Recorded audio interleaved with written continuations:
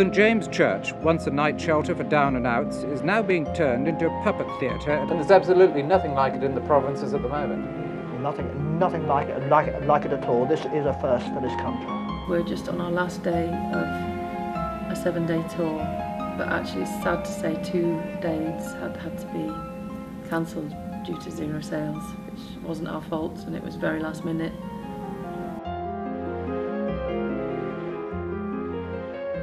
The ones along the top, you know, along the wall, I made the set for the, I'm just trying to think what it was called, Peter O'Rourke's, oh grief. It's hard to remember all. Well, it's a long time ago. When I first came here, I think the puppet theatre was given 5 years. Did face redundancy, and that's quite a few years ago now. When we got over that hurdle, we just keep getting over the hurdle. I went to see The Lion King last week, and I was like amazed at the puppets. But maybe other people who watch don't realise. If you don't know about puppets, maybe you don't realise the work and the expertise. They just watch the show and they think that's really good. Oh, that looks good. But they've not thought about how it's been made to look that good. It's just not a thing, but I don't know why it isn't. You know, buskers abroad, they tend to do puppetry on the streets, but you don't see it here. They do all sorts of busking, but not necessarily with puppets. So you'd think it'd be more popular, wouldn't you know?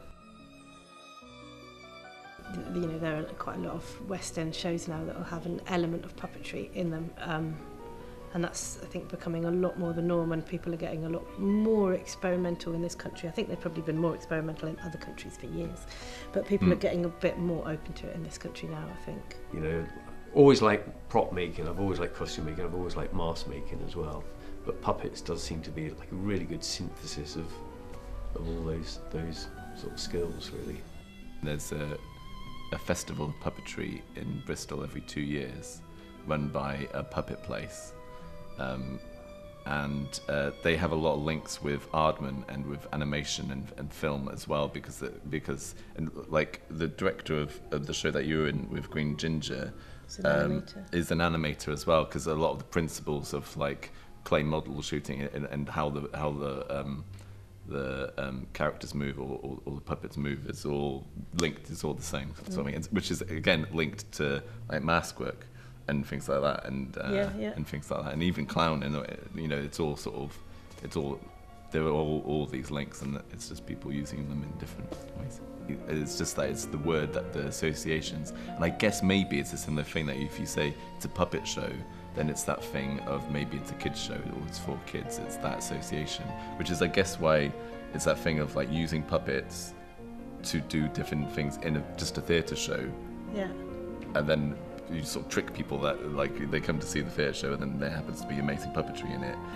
I remember thinking, I wouldn't like to be in a day job, but you know, as the years go by, I do find myself thinking more often, like, how long can I sustain this?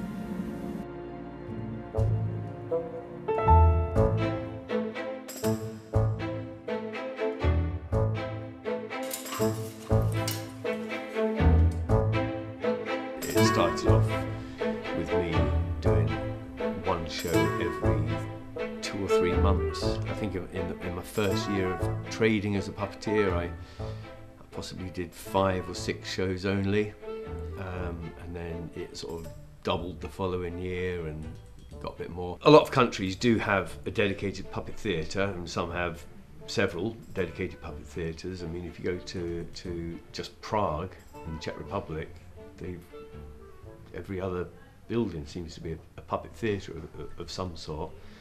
There are still lots of people in England who associate puppetry with Punch and Judy and think that's where it stops. However, with the renaissance of the puppet via shows like, I think His Dark Materials used puppets, and also definitely Warhorse, when people realise that, those are puppets in Warhorse, I think a lot more people in the last 10 years have started looking at puppetry as a more valid form of theatricality.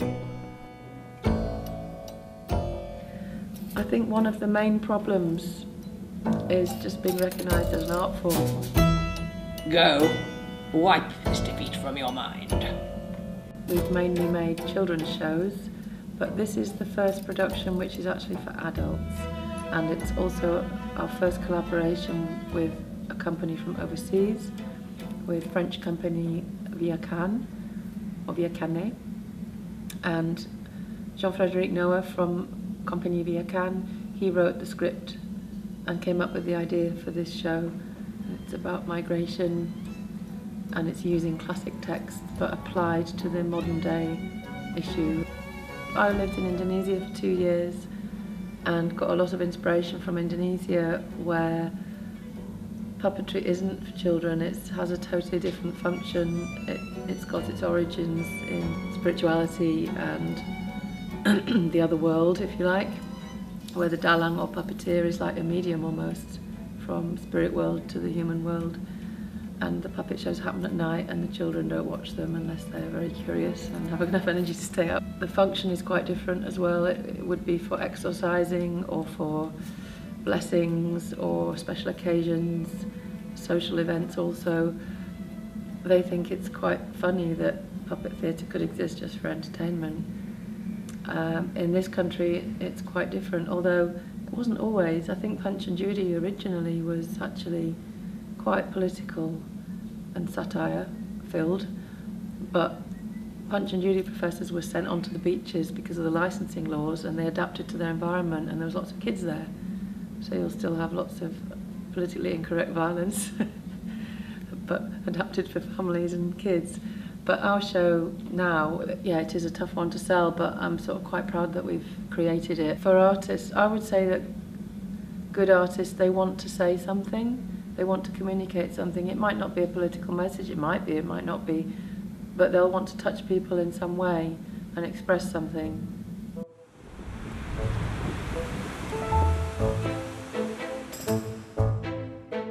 It's just linked to lots of different things, and so people might think that, not realise that they're actually seeing a show that has got puppetry at its core, but actually it does.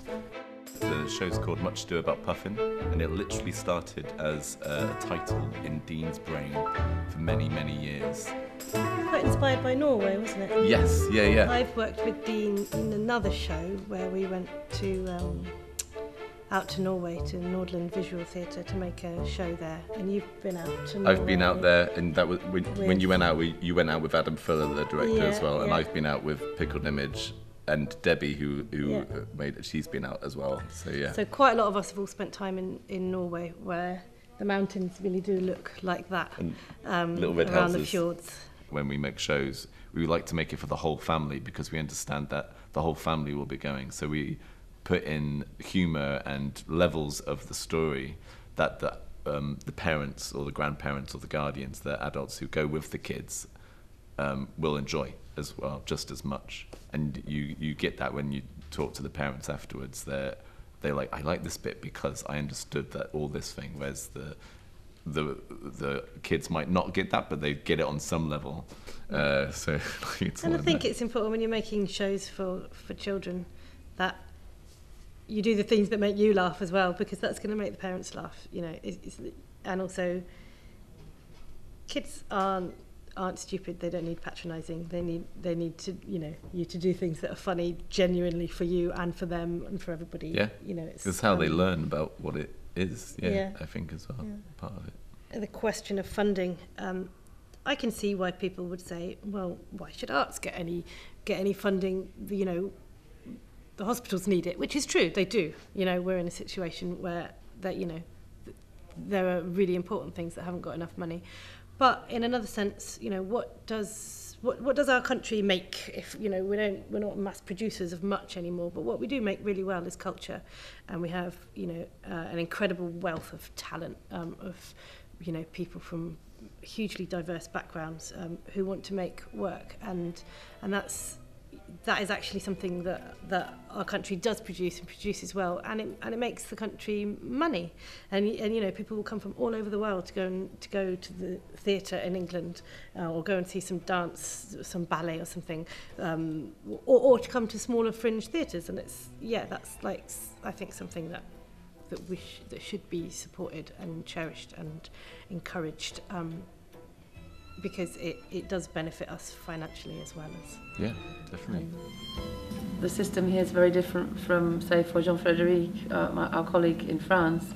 In France, you work a certain number of contracts in a year and of a certain status in terms of price and quality, and that means you get artist status and you pay a fiendish amount of tax for the days you work, but you then get paid a good proportion of your fee on all the days you don't work, paid by the local region. So you get like a lump sum subsidy per artist per year, as long as you sustain a minimum amount of hours that are properly paid each year.